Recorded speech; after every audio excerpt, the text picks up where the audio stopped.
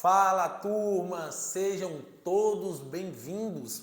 Hoje vamos trazer um conteúdo muito enriquecedor que vai favorecer você ter muito conhecimento para o momento que você mais almeja alcançar, que é o momento da sua contemplação.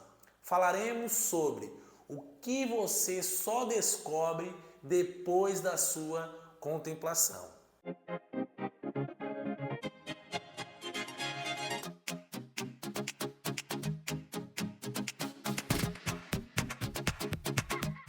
Mas antes de iniciar esse vídeo, quero me apresentar para vocês. Meu nome é Ivanildo Pereira, sou o fundador da empresa Autocrédito Consórcio, empresa que tem como intuito produzir conteúdo de forma incansável para orientar vocês, consumidores, de tudo aquilo a qual vocês precisam saber relacionado ao produto consórcio. Produto esse que já está no mercado já há mais de 60 anos e que tem mais de 10 milhões de consorciados ativos. Então, falaremos de um conteúdo a qual pouquíssimos profissionais falam, a qual poucos profissionais têm a notoriedade de chegar e trazer para você o que de fato você precisa saber. Mas que a partir de hoje você vai sair daqui um expert no assunto e que garanto que se você prestar bastante atenção, você jamais vai se frustrar com as informações que trarei a seguir. Sem mais delongas, bora pro vídeo!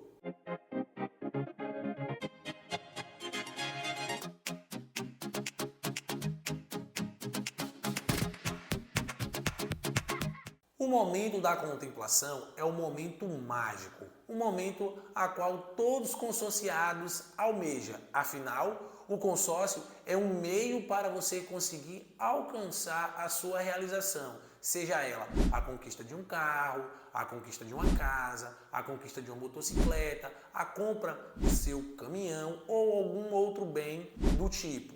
Então, todos os consorciados que entram em um grupo de consórcio tem essa finalidade, adquirir um bem através do planejamento.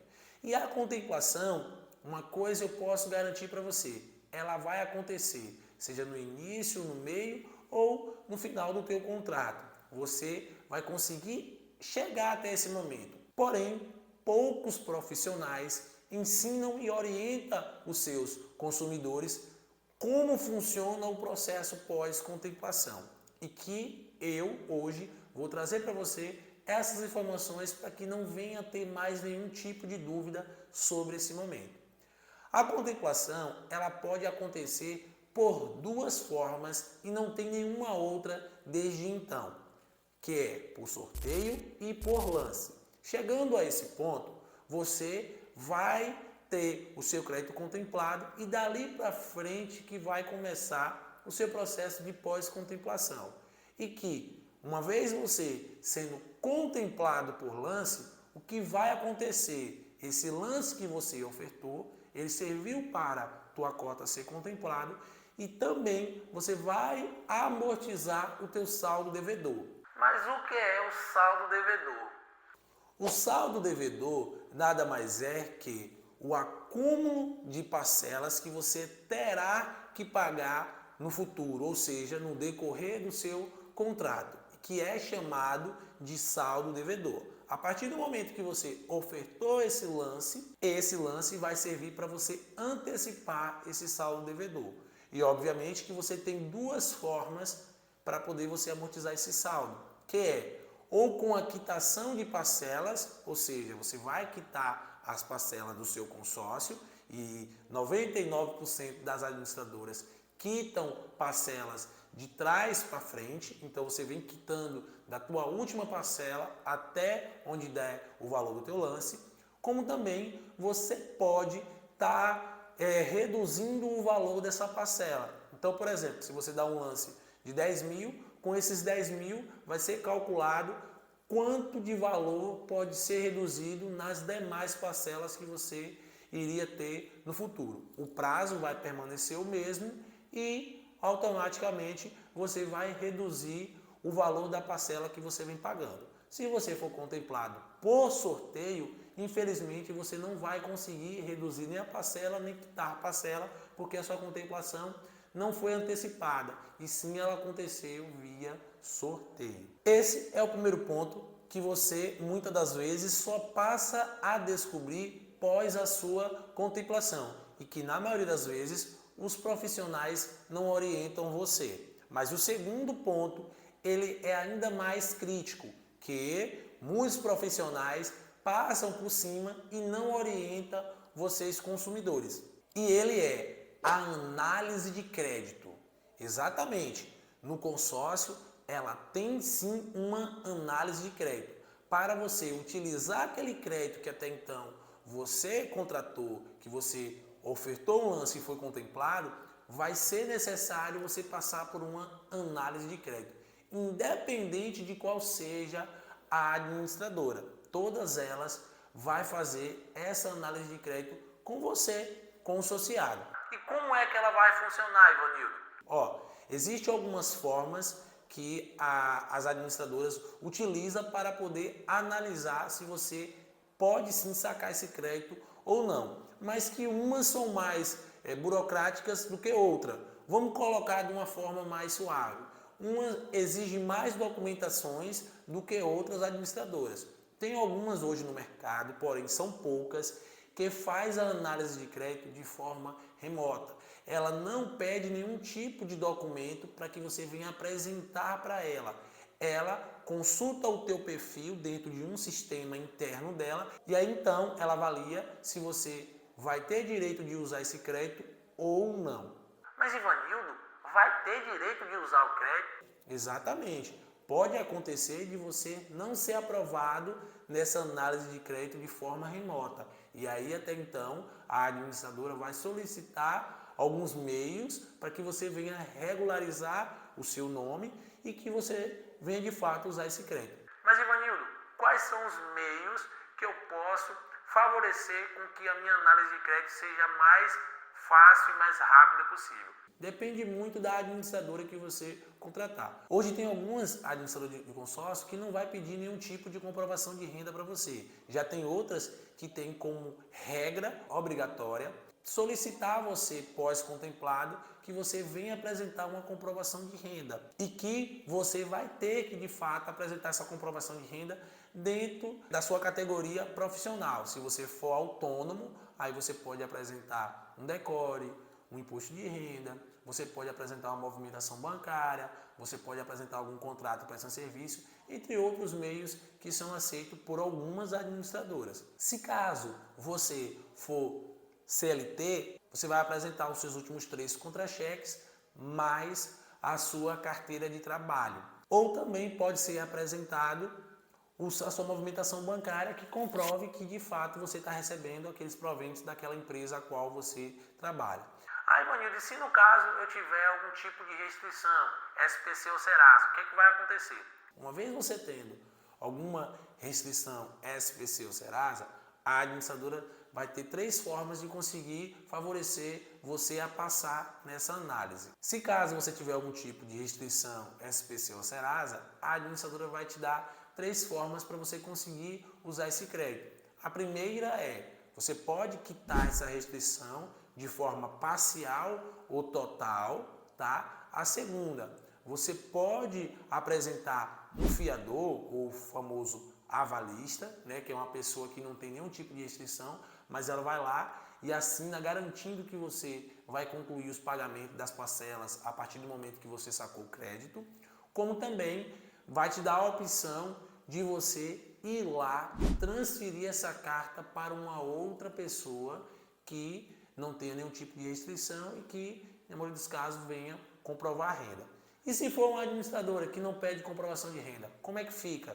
Nesse caso aí, ela vai passar também por essa análise de forma remota e que ela vai conseguir, através de um filtro, identificar se esse rapaz, se esse novo cessionário, ele tem perfil para essa transferência. Então, vale a pena você ver esse vídeo mais uma vez e principalmente nessa parte aqui, de segundo ponto, que é a análise de crédito. e ver qual das administradoras condiz com o seu perfil, com o seu cenário atual, para que quando chegar o momento que você tiver contemplado, você não venha se deparar com uma situação dessa e você venha se frustrar, que na maioria das vezes você venha até achar que a culpa está no consórcio, mas eu posso te garantir, a culpa não é do consórcio. Por que não? Porque isso aí já é uma regra a qual é estabelecida em contrato, já é uma regra, já é uma política interna da administradora.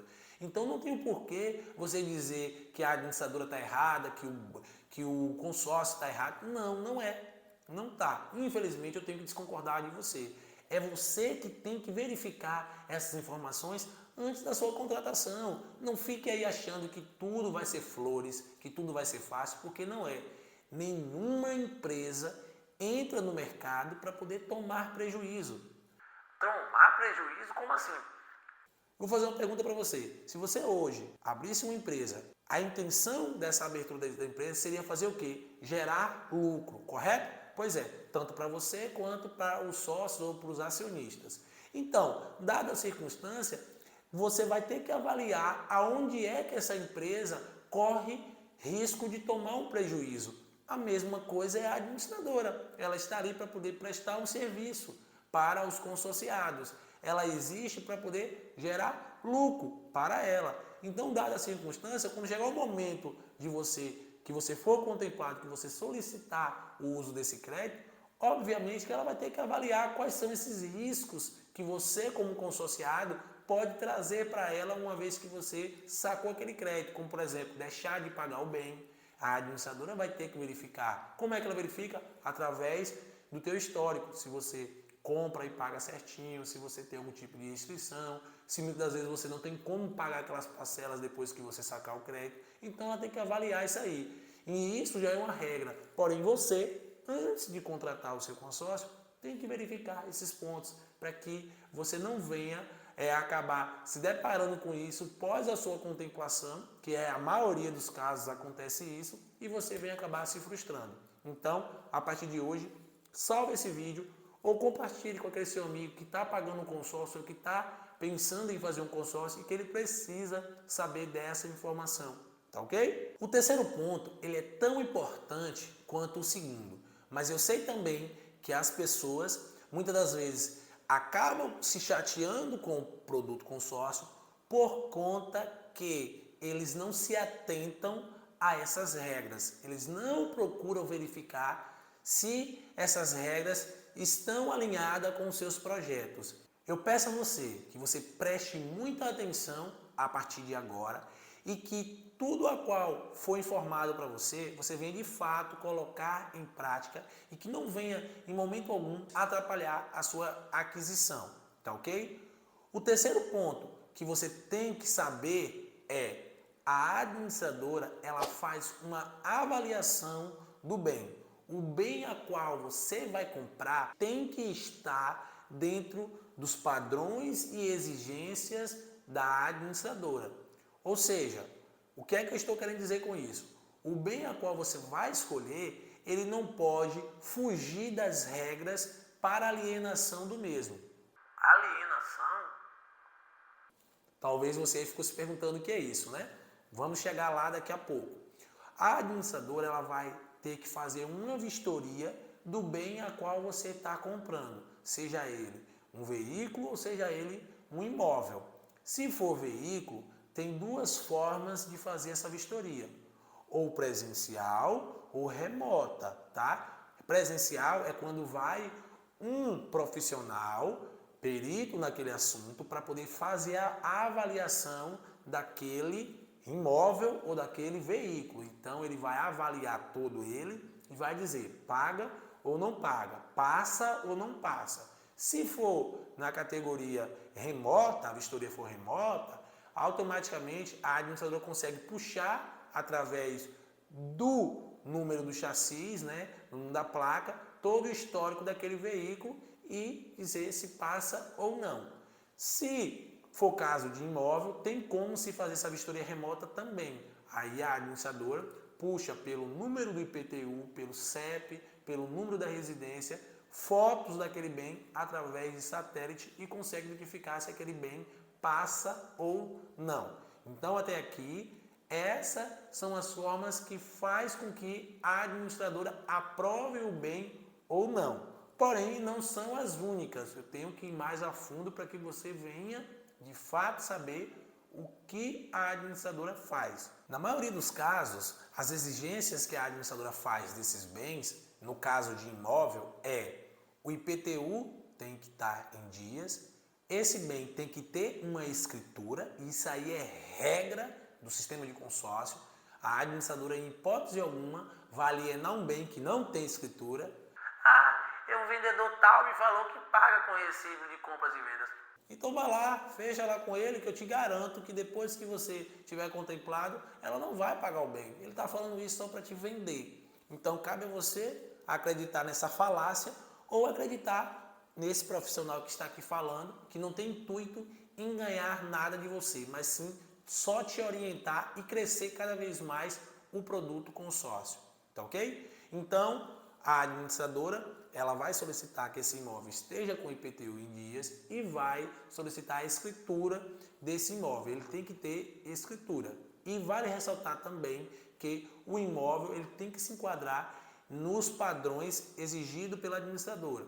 E geralmente eles têm algumas exigências, como por exemplo, tem que ter a rua pavimentada, como por exemplo, tem que ser de alvenaria, entre outros pontos que se eu for entrar aqui nessa seara vai demandar muito tempo, e eu sei que o teu objetivo é saber de quais são essas principais informações que a administradora vai exigir do imóvel. Então as duas não pode ter recibo de compras e vendas, tem que ser escritura, e o IPTU tem que estar em dias para que não venha ter nenhum ônus de débito naquele imóvel, tá ok? No caso de veículo, a administradora vai ver se esse veículo ele se enquadra dentro dos padrões que ela exige. Quais são esses padrões, Ivanildo?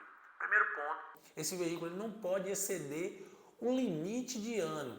Muitas pessoas acabam achando que para poder você usar aquele crédito que até então você tem contemplado, só chegar lá e falar, estou contemplado, quero usar o crédito. E na verdade não é assim. É necessário que esse veículo venha se enquadrar no limite de ano da administradora. Algumas administradoras trabalham com 2, 3, 4, 5, 6, 7, muitas chegando até 10 anos de uso.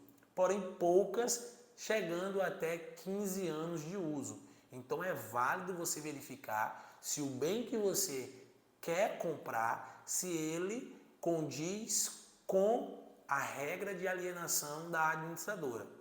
Novamente essa palavra alienação. Calma, jovem, vamos chegar lá daqui a pouco e você vai saber o que significa isso aí, tá ok? Então, a administradora vai limitar o ano daquele veículo a ser alienado e cabe a você verificar se o bem a qual você quer comprar, se aquela administradora fatura, se aliena aquele bem no ano a qual você pretende apresentar, tá ok? Outro ponto importante, a partir do momento que você escolheu o bem, ele foi aprovado pela administradora, se enquadrou em todos os quesitos a qual ela estabeleceu, aí agora vai iniciar o processo de alienação para pagamento do mesmo. Agora sim você vai descobrir o que é que significa alienação.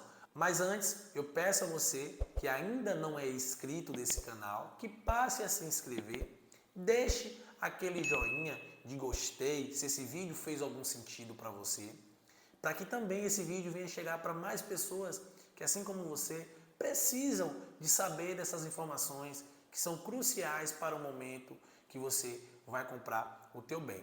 Ative também o sininho das notificações para que os próximos vídeos venham chegar para você e que de fato você venha ter em primeira mão um melhor conteúdo. Então, vamos falar de alienação. Alienação, como o nome mesmo já diz, ele está interligado a alienar, ou seja, aquele veículo vai ficar assegurado como ele é seu, ele está sob sua titularidade, porém existe um segundo dono se caso você deixar de pagar, a administradora de consórcio vai, de certa forma, pegar ele para si, para que venha custear o saldo devedor que você tem lá no seu consórcio.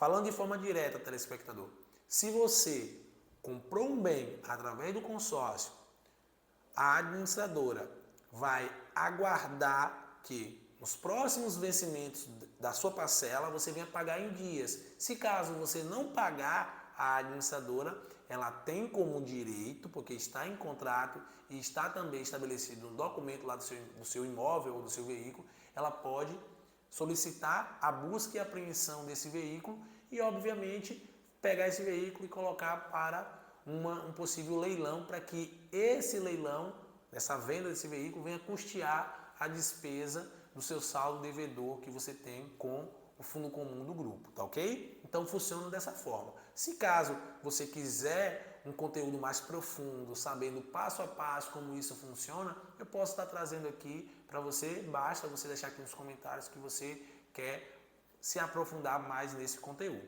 Então, chegando o momento que a administradora vai fazer a alienação, você, consociado, terá que ficar atento às taxas. Quais são essas taxas, Ivanildo? Existe geralmente duas taxas a serem pagas e elas são, no caso de imóvel, você vai pagar pela vistoria do imóvel e você também vai pagar as taxas de cartório, tá ok? No caso de veículo, você vai pagar a taxa da vistoria em algumas administradoras e você também vai pagar a taxa de alienação, que é uma taxa que a administradora cobra para alienar o teu veículo junto ao Detran durante todo o período do teu contrato. Então, se você fez um consórcio para 48 meses, foi contemplado, automaticamente você terá 47 meses a pagar. Durante esse período, você vai ter o teu bem como sua titularidade, porém o segundo dono será a administradora de consórcio, caso você descumprir algumas das regras, que é deixar de pagar as parcelas do seu consórcio, ela pode dar busca e apreensão, como eu falei anteriormente. Então, você vai pagar essa taxa de alienação e vai pagar a taxa de vistoria, tanto para veículo quanto para imóvel. Quanto custa essa taxa, Ivanildo?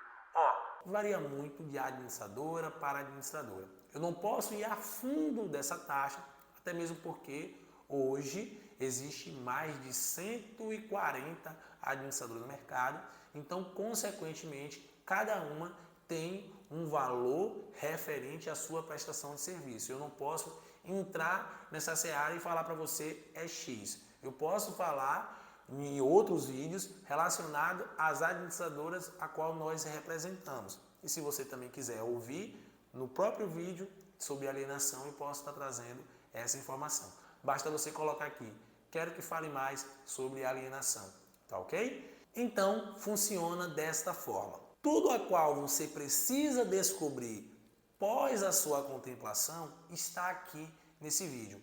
Eu busquei trazer o máximo de informações possíveis para vocês, consociados e futuros consociados que acreditam e confiam no nosso profissionalismo, que de fato entende que o produto tem grande relevância e que pode te ajudar. E que eu acho justo você já entrar no grupo já sabendo que essas informações para você são de fato muito relevantes. Mas é uma pena que nem todos os profissionais trazem essas informações no momento da sua contratação, para que você lá na frente, que pós a sua contemplação, você não venha descobrir isso, e que você já faça ciente que vai existir todas essas regrinhas e que elas terão de ser cumpridas.